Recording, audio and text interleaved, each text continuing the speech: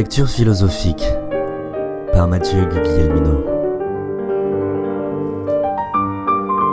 Un podcast pour faire vivre le savoir des philosophes dans ce qu'il y a de plus vivant, la parole. Cette semaine, 3 lectures de Pierre Bayard. Le plagiat par anticipation, comment parler des livres que l'on n'a pas lus, et enquête sur Hamlet, le dialogue de sourds.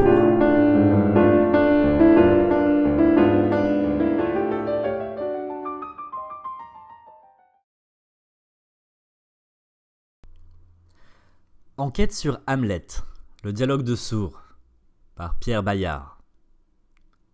Chapitre 2. Le travail de la sélection. Est-ce que vous-même vous croyez à votre théorie ? Demandera plus tard Dover Wilson à Greg dans la lettre préface de son ouvrage. Je n'ai jamais pu le découvrir, mais c'était de toute beauté et d'un toupet formidable. Manifestement, ce qui vous avait mis le feu, c'était un point remarquable touchant la pantomime du spectacle, que les critiques antérieures semblent avoir presque complètement ignoré. Se placer au même point que l'autre pour y voir ce qu'il y voit, c'est d'abord choisir de regarder les mêmes extraits de la pièce que lui. Or, il est de fait que l'on s'est peu intéressé à ce passage de la pantomime, souvent oublié dans les mises en scène au bénéfice de la pièce de théâtre qui lui succède. Et que s'y étant peu intéressé, on ne s'est pas trouvé en situation de poser la question simple et machiavélique que pose Craig dans son article. Or, s'il y a domaine dans le champ de la critique où la place de la syllabse est écrasante, ou si l'on préfère où le texte diffère du texte, c'est bien celui de cette sélection des unités textuelles, appelée à venir à l'appui d'une démonstration théorique. Théoriser à propos d'un texte, c'est y révéler un certain nombre d'éléments qui ne coïncideront jamais exactement avec ceux qu'aura choisi une autre approche critique. Ce n'est donc pas avoir affaire avec la totalité du texte, mais avec une partie de celui-ci, déjà hautement personnalisée par les découpes dont elle est le produit. La sélection est l'opération majeure par laquelle s'effectue la séparation entre le texte général et le texte singulier. Derrière une apparence de neutralité objective, d'autant moins contestable qu'il lui arrive de s'appuyer sur des citations qui sont pour ainsi dire leurs propres preuves, elle donne comme objet à chaque approche critique l'un des innombrables sous-textes virtuels que toute œuvre recèle et dont la réunion hypothétique pourrait constituer le texte général, dans un monde réconcilié où dominerait le point de vue de Dieu. Le premier problème tient à la sélection des passages. Le plus souvent, 2 critiques différents ne mettent pas l'accent sur les mêmes passages d'une œuvre, et ce en fonction des nécessités de leur démonstration. De ce fait, celui qui entreprend de confronter les lectures d'Hamlet se trouve rapidement submergé par le nombre de textes critiques en jeu, mais aussi, faute que les mêmes extraits soient en cause, par la difficulté à trouver les points communs entre ces textes, qui permettraient de les faire entrer en dialogue. On en jugera par un parcours rapide des types de lectures les plus fréquemment rencontrés. Il faut ainsi signaler toutes celles qui portent sur les personnages, en privilégiant les passages où ils apparaissent, et en premier lieu sur Hamlet. La célèbre hésitation du héros, qualifiée par Jones qui recense une centaine de lectures pré-freudiennes, de sphinx de la littérature moderne, a été évidemment une source de commentaires infinis. Mais d'autres comportements d'Hamlet ont suscité des lectures multiples. On a par exemple apporté des réponses différentes à la question de savoir s'il avait changé après son voyage vers l'Angleterre, à sa conduite dans la scène du théâtre et dans celle du cimetière, à son attitude envers Ophélie et dans la scène du carnage final. Sans oublier ce par quoi commence l'histoire, c'est-à-dire les apparitions d'Hamlet père à son fils, qui ont donné lieu aux hypothèses les plus variées. À ces lectures portant sur Hamlet lui-même, il convient d'ajouter les analyses portant sur d'autres personnages. En relativisant l'importance du héros traditionnel, elle convoque d'autres passages de la pièce, même si des recoupements peuvent s'effectuer ici ou là. Elles conduisent aussi à centrer autrement l'intérêt et à modifier sensiblement les perspectives de lecture, y compris dans l'appréhension générale de l'œuvre. Ce type de lecture, qui tente de comprendre un personnage, prend le plus souvent en compte une grande partie ou la totalité de l'œuvre, ou en tout cas la lit transversalement, en réunissant tous les passages où le personnage étudié intervient. D'autres lectures, en revanche, se centrent sur une ou plusieurs scènes. C'est le cas de l'un des textes de Rank, consacré à la scène du théâtre, de celui de Greg, centré sur la scène d'ouverture et la pantomime, ou de celui de Simons, à propos de la scène du cimetière. Cette approche peut se combiner avec celle portant sur les personnages. Le texte de Lacan examine en détail quelques scènes majeures, tout en menant en même temps l'analyse de plusieurs personnages.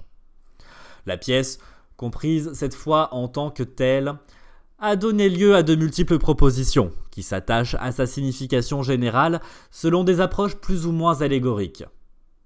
Celles-ci qui ont débuté bien avant la psychanalyse ont plutôt tendance à prendre l'œuvre dans son ensemble, puisqu'elles y recherchent un message global, mais sont parfois conduites, aux fins de leur démonstration, à mettre en valeur tel ou tel passage ponctuel. À ces analyses concernant les personnages et la pièce, envisagées de manière fragmentaire ou générale, il faut ajouter, avec là encore des possibilités de combinaison, celles qui se sont intéressées à la création de l'œuvre, dans ses liens avec Shakespeare, et à sa réception. Ce type de lecture est d'autant plus difficile à étudier que le critique combine parfois les approches, comme Freud, qui travaille à la fois sur Hamlet et sur Shakespeare, utilisant en même temps, parfois dans le même paragraphe, une approche immanentiste et une approche biographique. La diversité des sélections opérées dans les cas que nous venons d'évoquer fait qu'il est le plus souvent difficile de permettre à ces lectures d'entrer en dialogue, faute d'une relative unicité de ce dont elles parlent. C'est bien dès lors à un sous-texte que chacune a affaire, plutôt qu'au texte général de l'œuvre, lequel existe certes, comme objet matériel ou comme notion abstraite, mais sans qu'il soit aisé de préciser comment, dans une intégralité même relative, il pourrait être abordé directement. Les aléas de la sélection sont d'autant plus grands qu'à l'intérieur des mêmes passages, ou à propos du même personnage, ce ne sont pas toujours les mêmes citations qui sont données. Différence conduisant à se demander, là encore, si les critiques parlent bien du même texte. Par exemple, Freud, Winnicott et Lacan citent tous les trois, à un moment ou à un autre de leur analyse, la célèbre tirade d'Hamlet débutant par « être ou ne pas être ». Mais leur attention n'est pas retenue exactement par les mêmes phrases. Les conclusions qu'ils en tirent ne sont d'ailleurs pas nécessairement incompatibles. Il est cependant douteux que l'on puisse alors dire qu'ils parlent tout à fait du même texte. Or, cette différence dans les citations, qui ne serait pas anodine pour aucune autre démarche critique, prend une importance peut-être plus grande en psychanalyse, où la lettre a une place particulière et où chaque mot peut se révéler décisif. Ce problème de la citation se pose aussi et surtout de manière négative. De nombreuses lectures ne donnent que peu ou pas du tout de références précises à la pièce. Il en va ainsi de Freud, chez qui on chercherait vainement des références détaillées et chez qui les démonstrations ne se fondent la plupart du temps sur aucune citation. Pas la moindre, ainsi dans le texte de l'interprétation des rêves, le plus long qu'il est consacré à Hamlet, ni même sur aucun passage explicite de la pièce. Ce qui est alors en cause n'est pas le texte à proprement parler, mais l'image qui en est fournie. Une représentation imprécise que le lecteur peut partager avec le critique d'après ses souvenirs de lecture, mais en laquelle il peut aussi ne pas se reconnaître. Elle réfère à une idée vague et plus ou moins conventionnelle du personnage et de l'intrigue qu'un certain nombre de citations, si elles étaient données, viendraient effectivement étayer, mais que d'autres extraits pourraient sans difficulté battre en brèche. Ainsi, que l'œuvre soit ou non citée explicitement, l'activité critique est de toute manière orientée autour d'une partie du texte, celle qui a été soumise à un travail préalable de sélection. Ce travail est plus réduit dans le cas d'Hamlet que pour d'autres œuvres, en raison de la dimension relativement limitée de la pièce. Mais il est toujours secrètement présent. Il est même le processus de la rencontre critique et il interdit de confondre le texte général et chacun des textes particuliers sur lesquels se fonde toute lecture, dans un mouvement d'approximation calculé qui en fait à la fois la force et la faiblesse. L'attention au travail de la sélection ne fait que prolonger, en le précisant, ce que nous avons tenté de montrer avec notre théorie de la sylepse. Théorie visant à mettre l'accent sur la différence entre le texte et le texte, ou si l'on veut entre le texte général de l'œuvre, difficilement appréhendable, et le texte singulier avec lequel chacun traite secrètement, en posant comme hypothèse, fragile mais nécessaire, qu'il s'agit du même texte que celui d'un autre commentateur. Poser la question sous cet angle, c'est mettre au premier plan de la pensée la question du référent, étrangement absente de nombreuses réflexions sur la critique littéraire. Cette question consiste à se demander avec la plus grande précision possible ce dont nous parlons quand nous parlons d'un texte, et à étudier en détail les modalités de cette opération de parole. La question du référent est en effet liée à une réflexion linguistique sur l'activité critique, conçue comme un acte de langage, au sens où la pragmatique entend ce terme. Elle implique ce préalable de situer la parole critique à l'intérieur d'un cadre général, celui d'une communication entre un sujet et un ou d'autres sujets, plutôt que dans la relation dyadique entre ce sujet et le texte. Cette constitution du cadre de la communication fait surgir l'objet de la communication comme un problème, ou si l'on veut, fait de la communication un problème.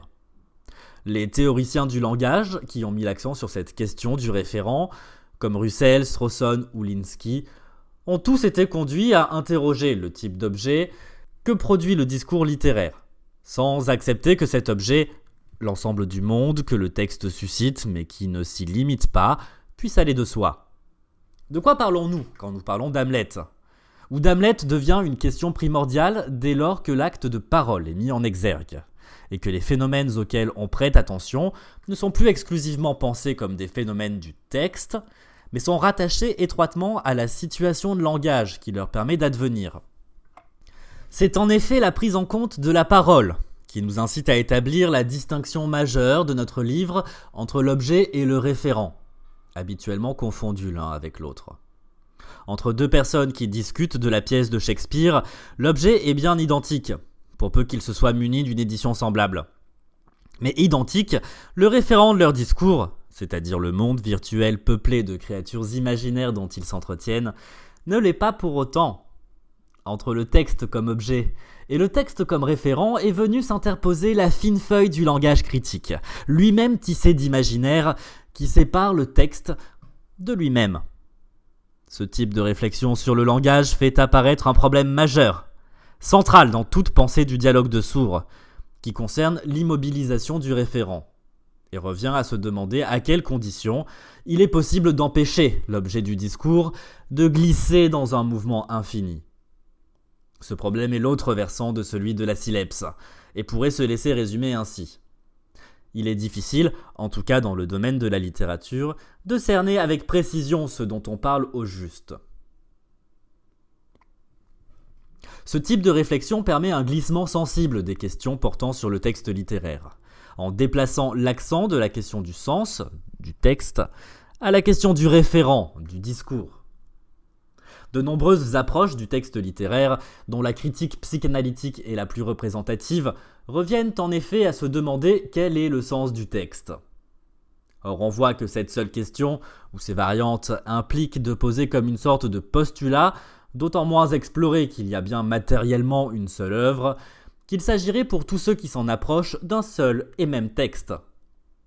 En cela, ce type de question illustre à la perfection la forme absolue de la sylepse invisible.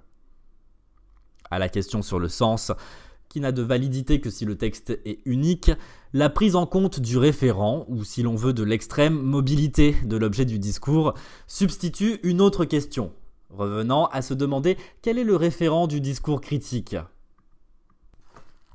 Référent nécessairement différent selon chaque intervention qui invente un nouveau texte. L'approche fondée sur la référence se demande comment se constitue l'objet dont on parle, et met donc en scène l'ensemble des processus par lesquels, dans l'infinie diversité des réceptions individuelles, du sens advient. Changement de perspective, dans la mesure où la question du référent tend à faire disparaître celle du sens, ou au moins à la relativiser. En tentant de défaire l'opération de la sylepse, et en scindant le texte de lui-même, l'approche fondée sur le référent brise cette part dialogique qui est au cœur de toute lecture. Aussi solitaire soit-elle, celle-ci dans son appel à une lecture suivante, postule en général la communauté d'un objet de parole partagé. Dans l'approche fondée sur le dialogue de sourds, en revanche, le texte dont je parle ayant cessé d'être identique au tien, le sens que je cherche est devenu celui de ma propre démarche. Ce changement de perspective, lié avec un décentrement du texte vers le lecteur, devenu au détriment du texte la mesure et l'unité. C'est au pôle de la lecture, après et loin de l'écriture de l'œuvre, que le texte s'invente, dans une naissance singulière qui, faute d'espoir de retrouver un jour le paradis perdu du texte général, s'offre comme un nouveau champ pour la recherche critique. Mettre l'accent comme nous le faisons ici sur la sélection des unités textuelles implique de privilégier une conception relativiste du texte sur une conception herméneutique. Une conception herméneutique tend à réduire l'importance du travail de sélection puisque celui-ci est subordonné au texte, qui organise ou privilégie à l'avance certains de ses territoires. Ce travail est second par rapport au noyau de sens que l'œuvre recèle déjà et que l'approche critique doit savoir identifier. Un tel présupposé tend à unifier le texte et à mettre de côté toute véritable réflexion sur le référent. Une conception relativiste, fondée sur l'importance accordée au référent, ne sera pas pour autant nécessairement étrangère à toute signification. Mais celle-ci apparaîtra d'autant plus démultipliée que le texte n'est pas, une fois pour toutes, posé comme univoque, et que l'idée même de sens s'en trouve alors profondément transformée. Ces deux conceptions ne sont pas fermées l'une à l'autre, et peuvent se recouper, mais elles conduisent aussi à des interrogations différentes. La question de savoir comment l'écrivain s'est inscrit dans son œuvre, par exemple, indique plus ou moins de stabiliser celle-ci. Elle est à ce titre plutôt herméneutique. Celle de savoir comment le critique s'y inscrit conteste dans son principe même l'idée de stabilisation. Elle a toute chance d'être plus relativiste. Ces conceptions pourraient trouver, avec des nuances, à s'incarner dans les figures opposées de Walter Wilson Gregg et de John Dover Wilson. Le premier, plus relativiste, admet l'existence de lieux de non-sens ou de sens multiples, comme celui qu'ouvre la scène de la pantomime. Faille que le second, plus herméneutique, est donc attaché à l'idée d'un sens du texte, va passer une partie de sa vie à essayer désespérément de combler. La voie entre ces deux conceptions est étroite. Elle est pourtant celle du salut.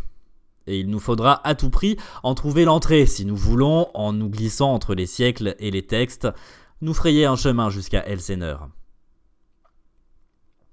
Il nous faudra surtout trouver une réponse convaincante à la question que pose Gregg à propos de la pantomime.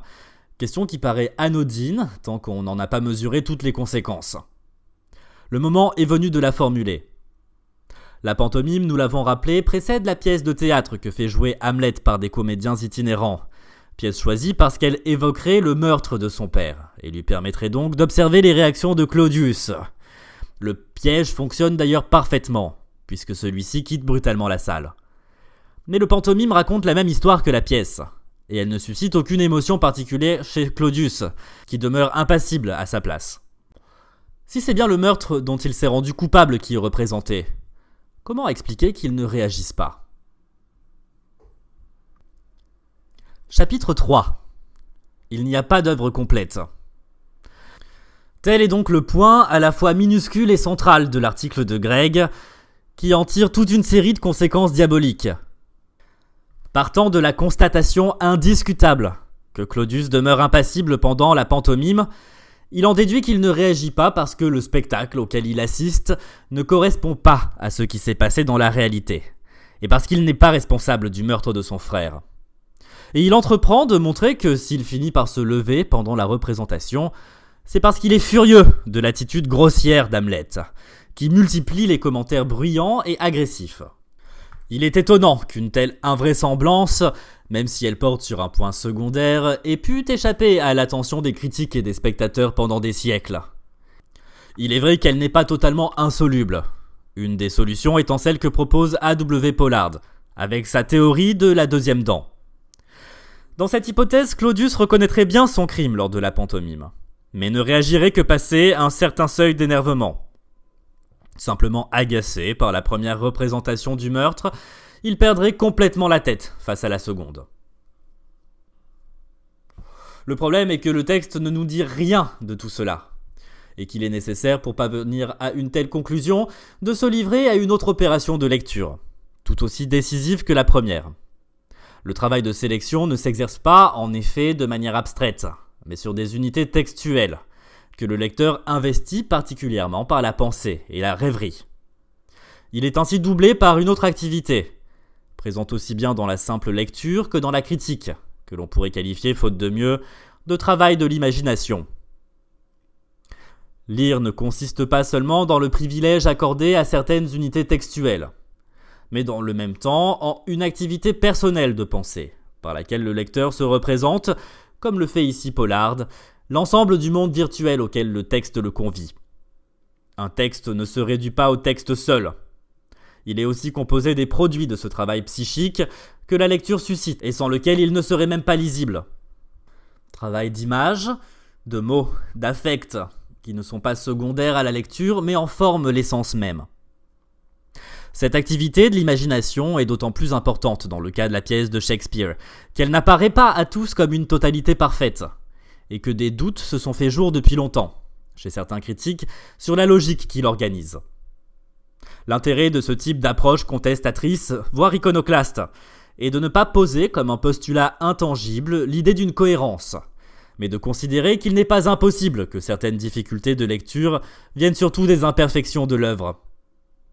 Pour les auteurs qui défendent cette thèse, dont Gregg est éminemment représentatif, le dramaturge anglais a produit pour telle ou telle raison un texte incohérent. Pour certains, ainsi, Hamlet est une œuvre bâtarde, en raison des difficultés rencontrées par Shakespeare pour harmoniser les vieilles légendes et ses propres aspirations. J.M. Robertson, par exemple, soutient que Shakespeare échoue à atteindre la logique artistique parce que dans la trame qu'il utilisait, il n'existait précisément aucune logique, et en conclut qu'Hamlet est un drame incompréhensible, que la pièce ne peut être expliquée de l'intérieur et que sa construction est incohérente. Dans le même ordre d'idées, G.F. Bradby affirme magnanime que Shakespeare aurait pu améliorer son travail s'il s'était donné plus de mal, et G. Santayana attribue l'hésitation d'Hamlet à la nécessité pour l'écrivain de faire durer sa pièce. Encore plus perfide, W.T. Shore soutient que Shakespeare n'avait pas lui-même une idée claire de ce qu'il voulait faire d'Hamlet.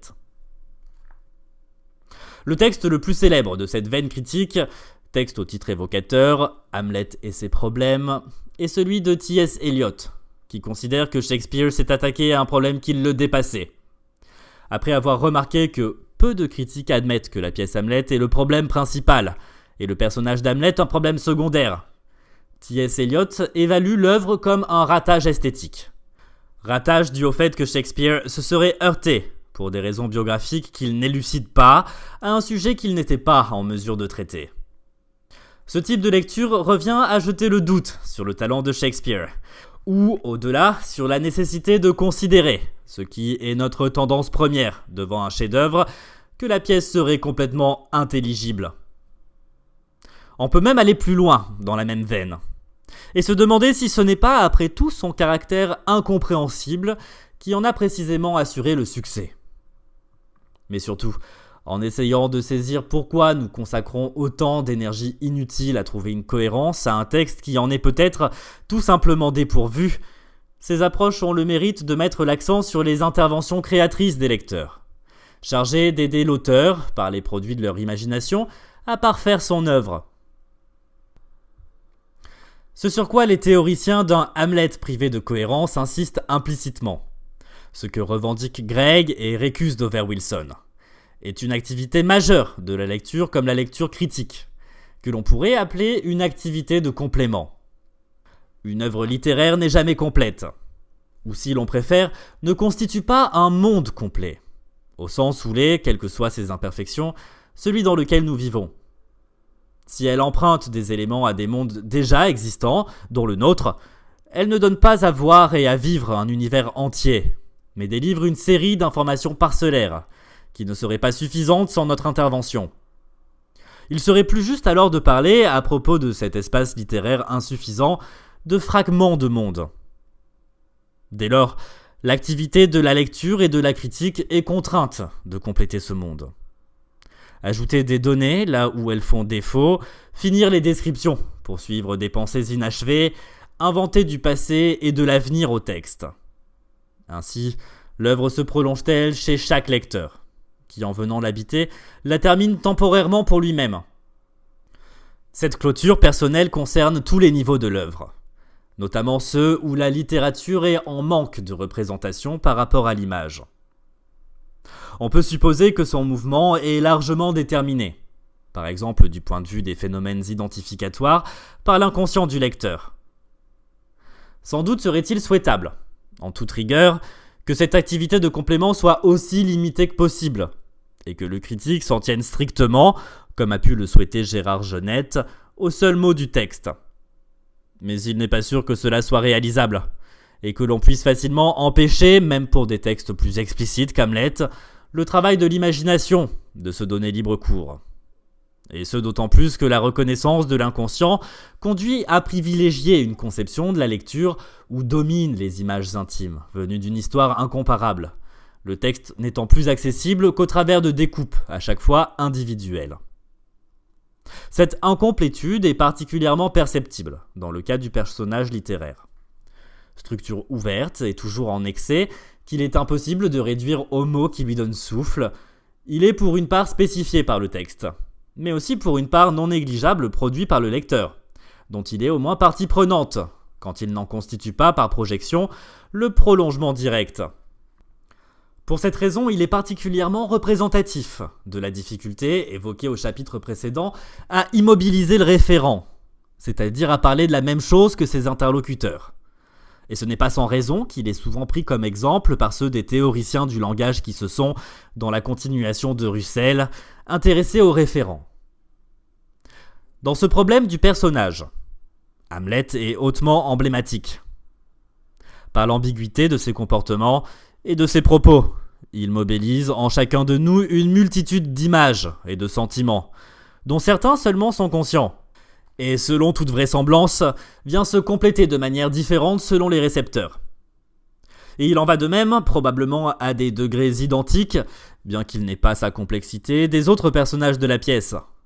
Là encore, le recours à la psychanalyse ne facilite pas les choses, puisqu'elle est portée à s'intéresser au personnage sous un angle inconscient, lui construisant toute une vie interne ramifiée, et suscitant par là des problèmes épistémologiques redoutables. Mais elle ne fait jamais que s'engouffrer dans une brèche déjà existante, celle de la non-finition du monde littéraire. Le personnage est ainsi un objet suffisamment problématique pour que l'on puisse craindre qu'il ne fonctionne à l'instar d'une planche projective, et que chaque lecteur ne vienne inscrire en lui les traits majeurs de sa subjectivité. Plus encore que les autres éléments d'une œuvre littéraire, il met l'accent sur cette activité de complément qu'est la lecture, et sur la nécessaire distinction du texte et du référent. Encore plus caractéristiques de l'activité de complément et de ses risques sont les propositions de lecture, particulièrement fréquentes dans le cas d'Hamlet, qui tentent à reconstituer des éléments antérieurs à la pièce. Ce type de proposition, qu'on serait a priori tenté de considérer comme fantaisiste, est naturellement appelé par les lectures psychologiques de la pièce. Il se situe en effet au croisement de l'approche biographique et de l'approche immanentiste, qu'il tend à superposer l'une à l'autre. Si un personnage souffre de symptômes, ceux-ci trouvent logiquement leur origine dans son enfance. Dans certains cas, cette enfance nous est racontée directement ou non. Dans d'autres cas, elle est manquante, d'où la tentative de la reconstituer. Si l'on ne trouve pas chez Freud de propositions allant en ce sens, on rencontre chez Jones des analyses portant sur les événements antérieurs à la pièce, et notamment sur l'enfance d'Hamlet. Voici comment on retracerait, envisagé sous cet angle, l'évolution psychique d'Hamlet. Enfant, le héros éprouvait la plus tendre affection pour sa mère. Ce sentiment comportait, comme il est de règle, des éléments érotiques déguisés, surtout pendant les toutes premières années. Deux traits du caractère de la reine renforcent cette supposition, sa sensualité marquée, et la tendresse passionnée qu'elle voue à son fils. Fermez les guillemets. Le passage peut faire sourire, mais il est conforme au résultat d'une opération de complément. Supposer au personnage toute une existence antérieure n'est pas le fait exclusif de la psychanalyse, mais bien plutôt le mouvement naturel de notre rencontre avec un être de fiction. Mouvement auquel la psychanalyse donne simplement ici un prolongement raisonné. C'est dans cette même direction que va l'hypothèse concernant le duel ayant opposé Hamlet père à Fortinbras père, événement antérieur à la pièce, qui y aurait laissé des traces, notamment certaines phrases énigmatiques, et en expliquerait les mystères. L'hypothèse figure pour la première fois, à notre connaissance, chez Nicholas Abraham. Elle a été longuement développée par André Green. Le combat entre les deux hommes aurait été truqué, les fleurets empoisonnés, et c'est grâce à cette tricherie que le père d'Hamlet serait parvenu à s'emparer des terres du père de Fortinbras. La scène finale s'expliquerait par des références à ce duel antérieur. Le crime originaire est celui qui, sous couvert d'un duel légal, avait pour but l'assassinat du vieux Fortinbras par Hamlet le Vaillant, et qui eut recours au service de Polonius, lequel donna l'idée du poison. On ne se battit pas à fleuret moucheté certes, mais l'égratignure la plus légère se transforma rapidement en blessure mortelle. Chaque adversaire, pour attester de sa chevalerie, jeta dans la coupe de l'autre une perle de sa couronne, mais celle du Danois était empoisonnée. L'enjeu du combat ne se limitait pas à la conquête des terres norvégiennes et danoises. C'est Gertrude que Fortinbras convoitait.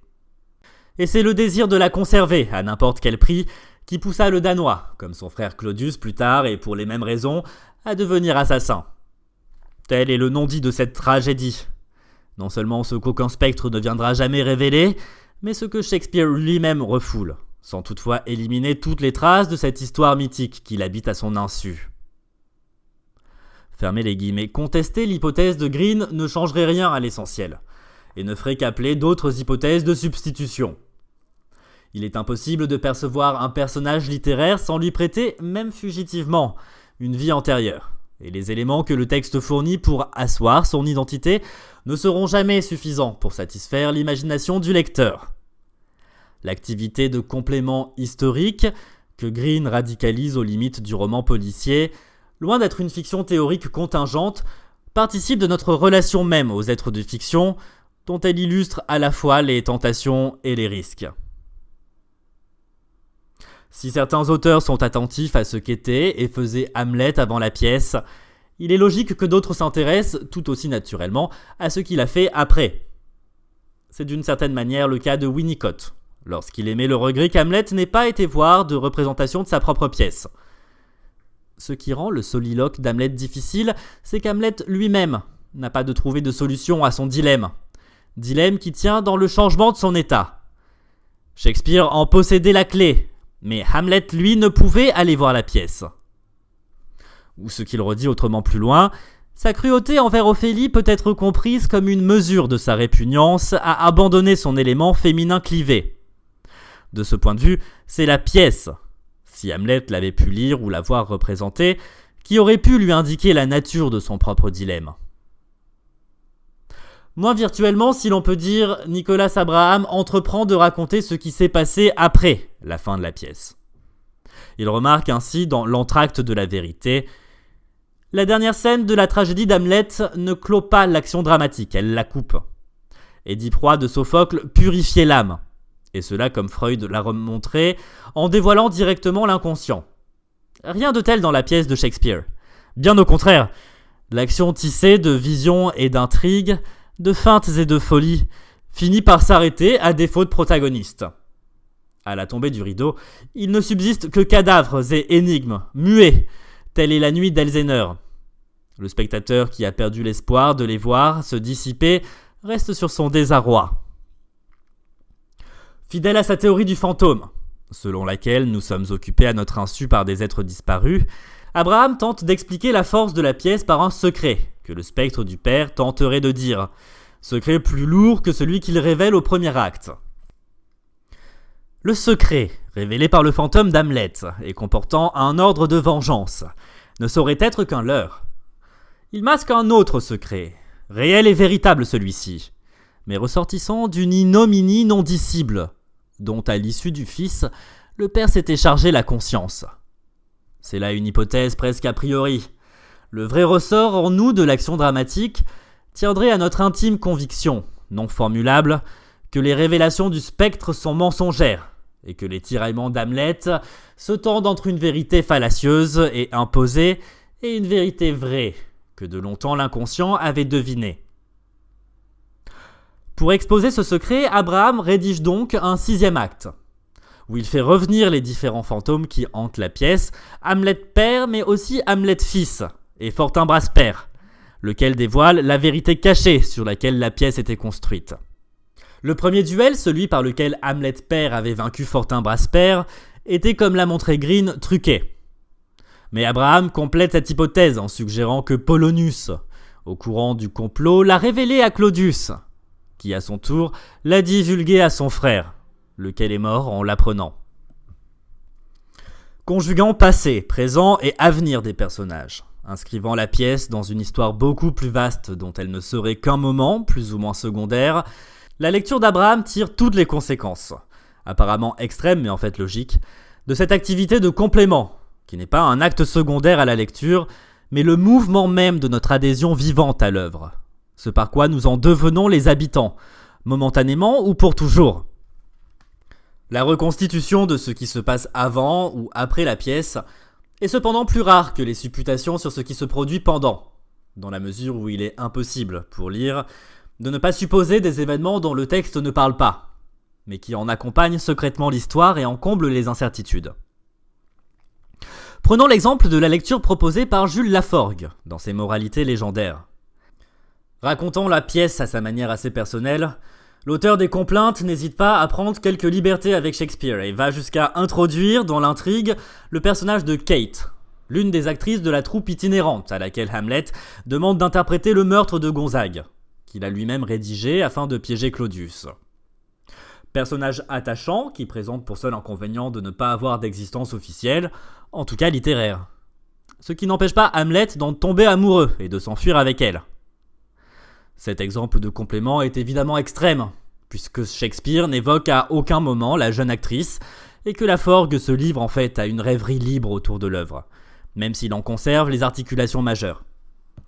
Ainsi paraît-il difficile de parler encore d'une lecture, dans le même sens en tout cas que pour les autres auteurs cités. D'autant plus que Laforgue, qui réécrit la pièce, modifie parfois clairement l'histoire racontée par Shakespeare.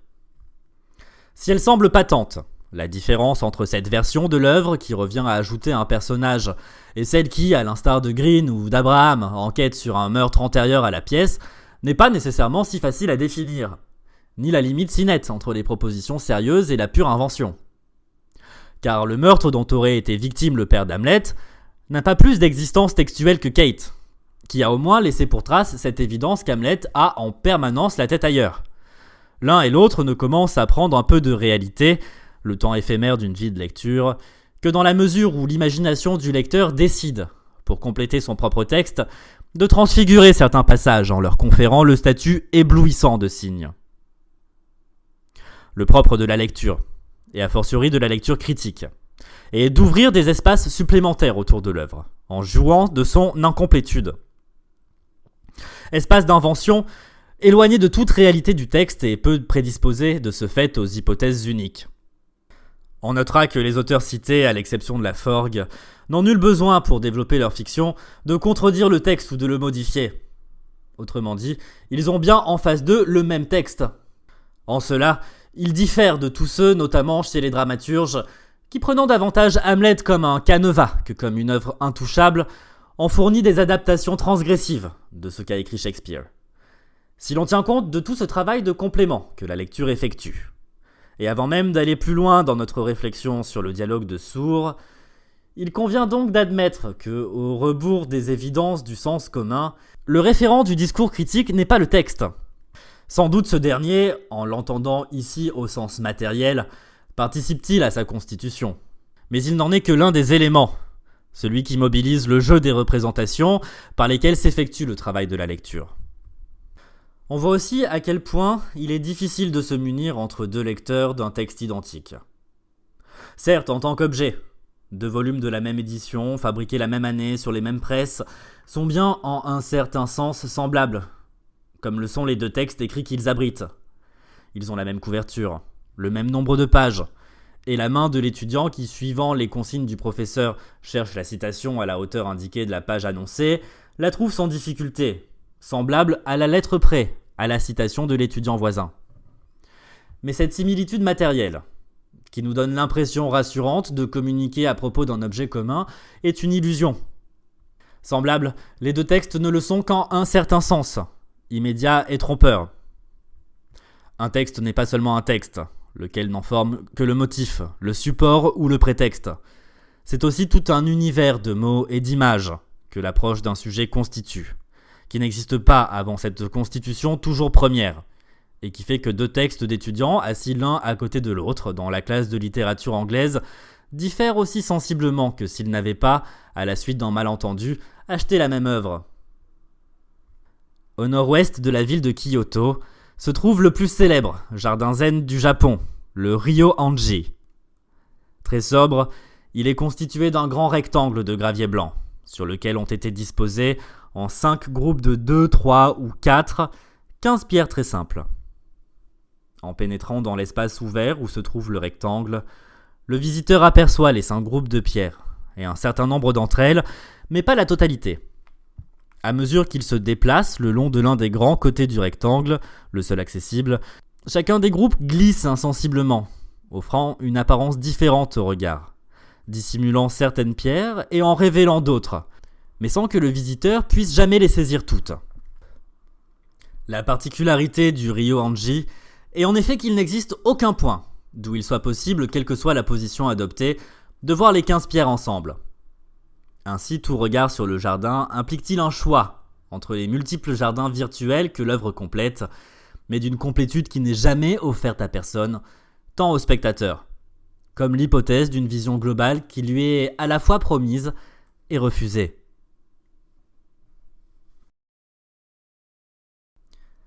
Épilogue.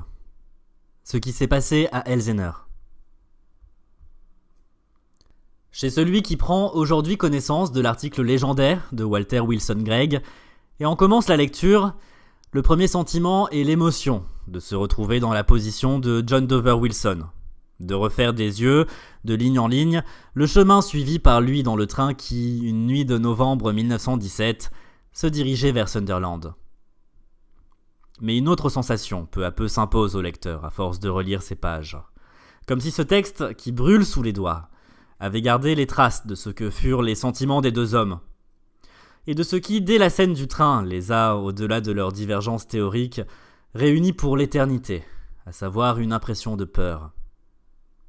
Car seule la peur peut expliquer le comportement de Dover Wilson, cette nuit de novembre 1917, de même qu'elle explique qu'il ait consacré le reste de son existence à réfuter un seul texte, comme s'il importait à tout prix, alors même que la question de la pantomime semble d'un intérêt secondaire, de refermer la faille ouverte par l'article de Gregg.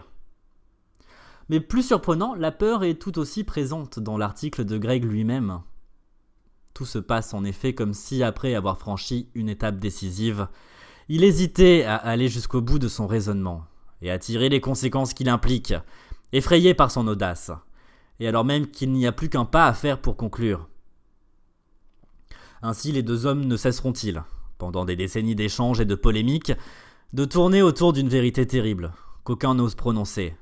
Et pas davantage tous ceux qui, depuis près de 5 siècles, doutent, sans oser aller plus loin, de la culpabilité de Claudius, parce qu'elle remettrait en question, au-delà de la pièce de Shakespeare, leur être même.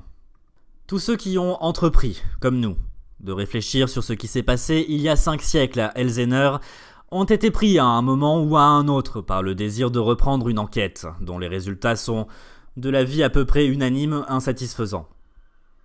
Ce désir de rechercher une autre solution, que celle généralement admise, est lié au nombre important de contradictions que la pièce recèle. Contradictions que de nombreux commentateurs, même parmi les mieux intentionnés, ont relevées. Au cœur de ces contradictions se trouve l'hallucination. Quel que soit le fil par lequel on prend Hamlet, on en revient toujours au même problème que pose sa prégnance dans l'œuvre et aux interrogations qui s'en dégagent. Qui voit quoi dans la pièce ? Qu'est-ce que voir en littérature, et particulièrement au théâtre ? Et surtout, qu'est-ce que ne pas voir ce que voit l'autre ?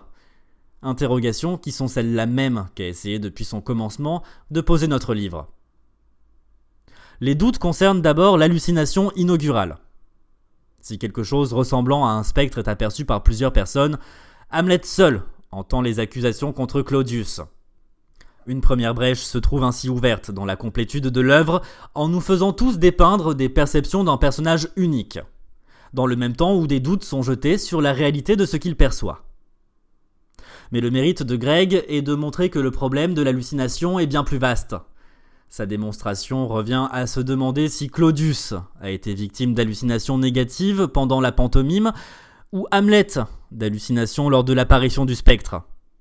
Les deux questions sont liées, car si Claudius ne réagit pas plus fortement à la représentation du meurtre qu'il est censé avoir commis, c'est qu'il en est innocent et qu'Hamlet a imaginé les propos de son père, voire sa présence. Dire cela ne doit pas conduire à précipiter les conclusions et à affirmer qu'Hamlet ment ou se trompe.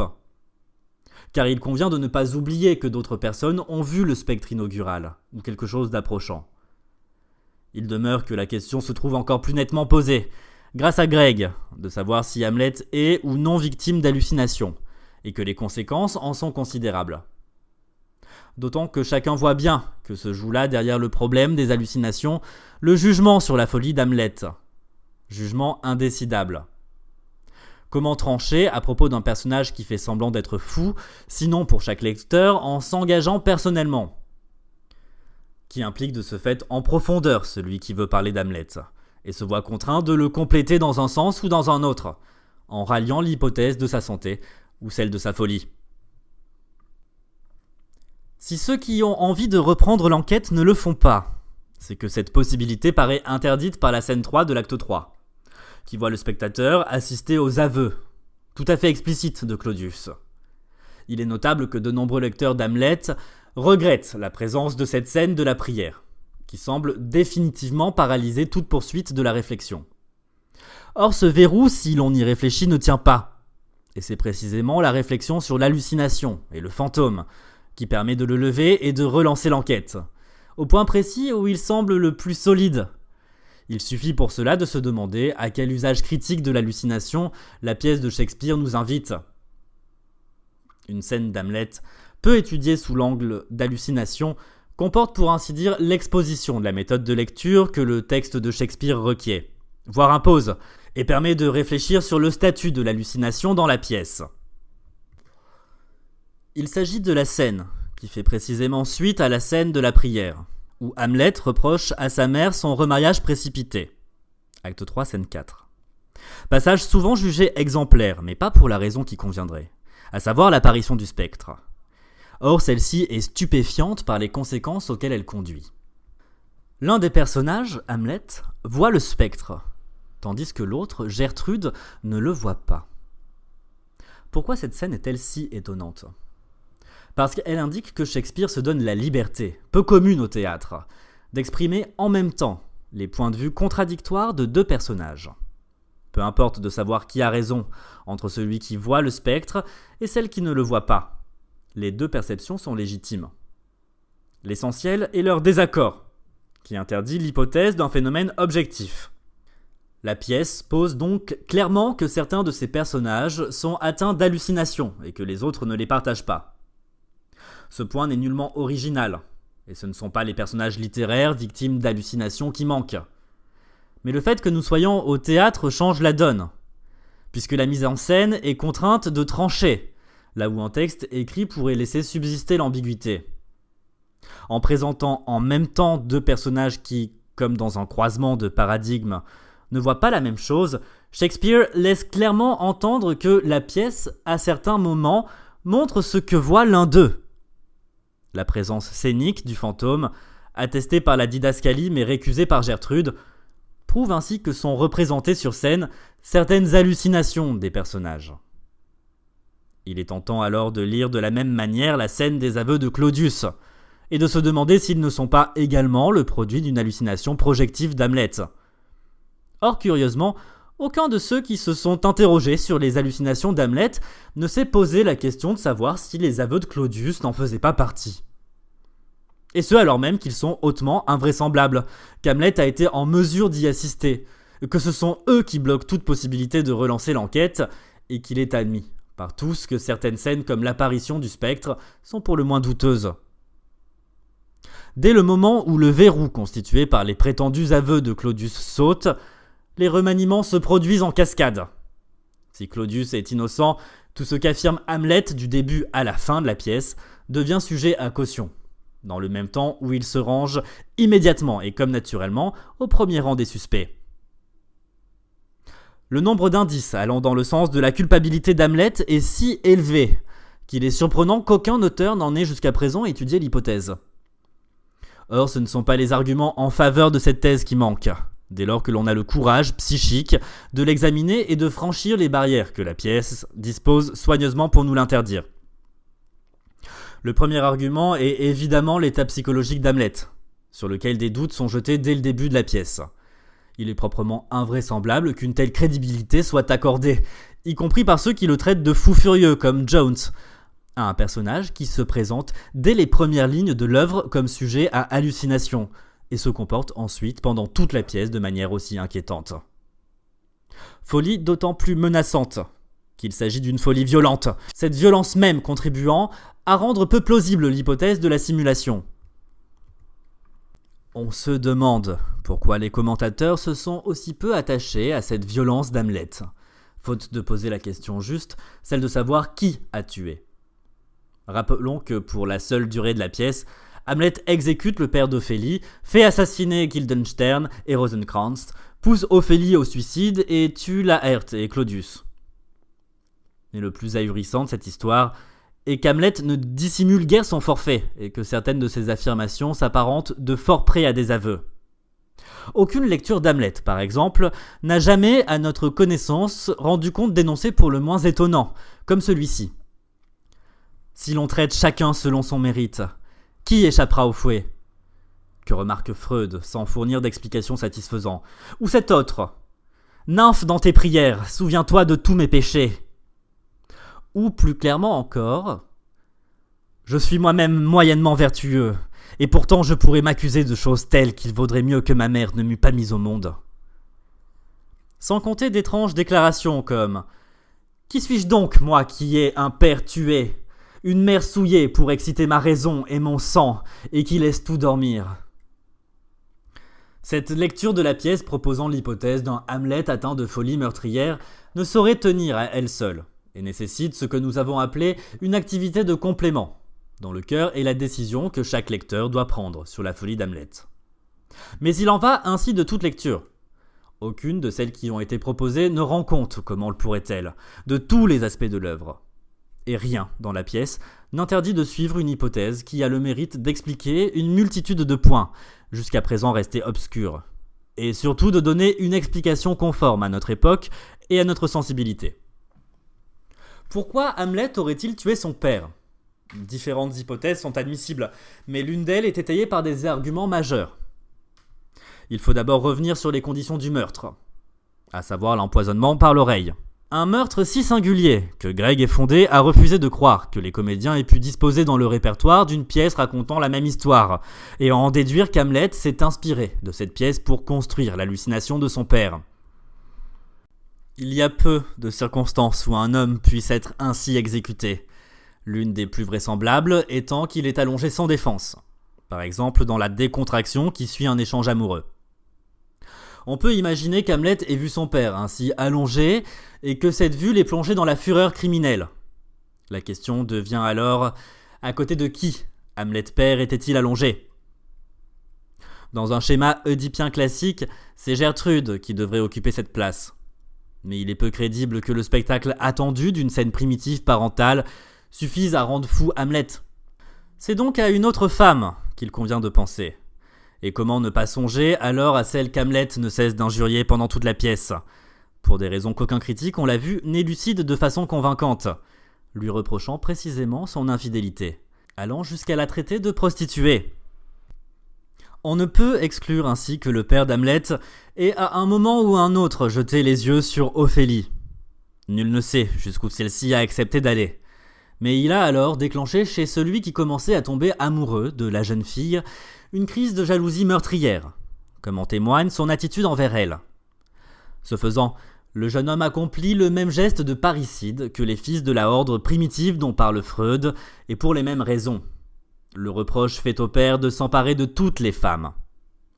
Geste si terrible qu'il l'oublie immédiatement, même si son souvenir ne va ensuite cesser de le hanter. Là encore, il faut supposer que c'est le verrou posé par les prétendus aveux de Claudius, ou une obscure résistance inconsciente à faire d'Hamlet l'assassin, qui bloque toute réflexion raisonnable depuis des siècles. En effet, et cela seul aurait dû aider à trouver la solution, celui qu'un fantôme, dans toutes les littératures et les cultures du monde, vient hanter parmi les vivants, et c'est cela même que signifie l'idée de hantise, n'est autre que son meurtrier. Car c'est évidemment sur le plan psychanalytique que l'hypothèse de la culpabilité d'Hamlet est la plus intéressante. Rappelons que la pièce de Shakespeare serait, selon Freud, hantée par le fantasme de meurtre du père. Mais celui-ci perçoit ce fantasme dans la volonté d'Hamlet de tuer son oncle, non dans le meurtre du vieil Hamlet, qui est après tout la solution dramaturgique la plus commode pour exprimer le fantasme de parricide. Pourquoi aller imaginer que ce fantasme trouverait à s'exprimer par déplacement sur un oncle, au prix de l'invraisemblance jamais résolue qu'il devrait plutôt accélérer l'envie de tuer Claudius, quand il peut s'inscrire directement dans un meurtre réel? Curieusement, il s'agit là de la solution littéraire à laquelle se rallie Freud, dans le cas d'Oedipe Roi, pièce où la culpabilité du héros est pour le moins problématique.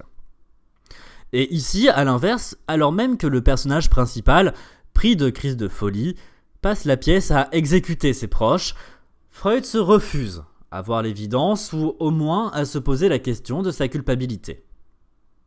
Si Freud est fondé à percevoir un conflit psychique chez Hamlet, celui-ci ne se situe pas nécessairement là où il le croit. Alors qu'il imagine Hamlet déchiré entre le désir de tuer Claudius et la crainte de se trouver confronté à l'image du père, déchirement qui expliquerait son hésitation, il est loisible de supposer un autre conflit, cette fois entre le souvenir du meurtre et son refoulement. Ce qui torture alors Hamlet, c'est cet atroce secret de lui-même ignoré, mais dont les traces reviennent dès qu'elles parviennent à franchir la barrière de la censure. C'est un peu dans le même sens que va l'écrivain japonais Naoya Shiga, dans une nouvelle intitulée « En marge de Hamlet, journal de Claudius », qui nous raconte les mêmes événements que Shakespeare, mais du point de vue de l'oncle d'Hamlet, lequel tient son journal intime.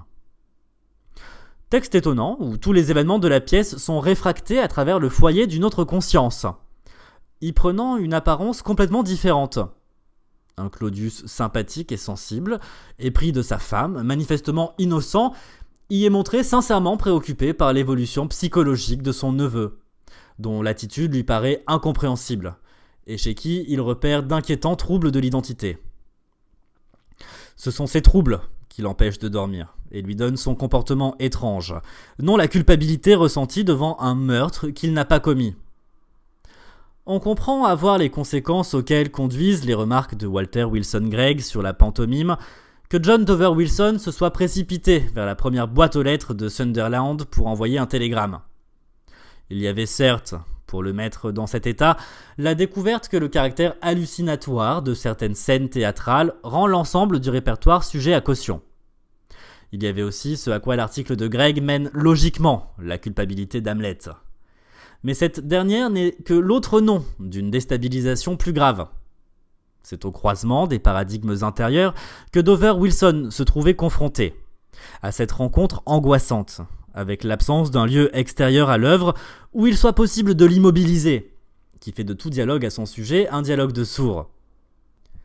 Ce que Walter Wilson Gregg avait entrepris de montrer, sans mener ses pensées jusqu'à leur terme, mais suffisamment pour faire perdre la tête à John Dover Wilson, allait à la fois dans le même sens et plus loin que les pressentiments de Freud. Il est aujourd'hui possible de répondre affirmativement à toutes les questions latentes à la lettre à Flies du 15 octobre 1897, où il fonde la psychanalyse. Oui, l'énigme de la pièce a bien une explication. Oui, Hamlet est bien torturé par un secret qui tient à un événement de son histoire, il est bien hanté par le versant meurtrier de l'Oedipe.